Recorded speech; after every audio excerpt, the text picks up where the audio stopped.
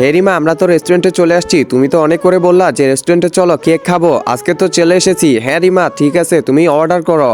আরে কি ব্যাপার, এত সুন্দরী রেস্টুরেন্টে? এই যে ম্যাডাম, এই যে আপনার কেক স্যার। ধন্যবাদ। নাও রিমা, তুমি এবার খাও। আরে এই ছেলেটা এমন করতেছে কেন? এত বিয়াদব কেন?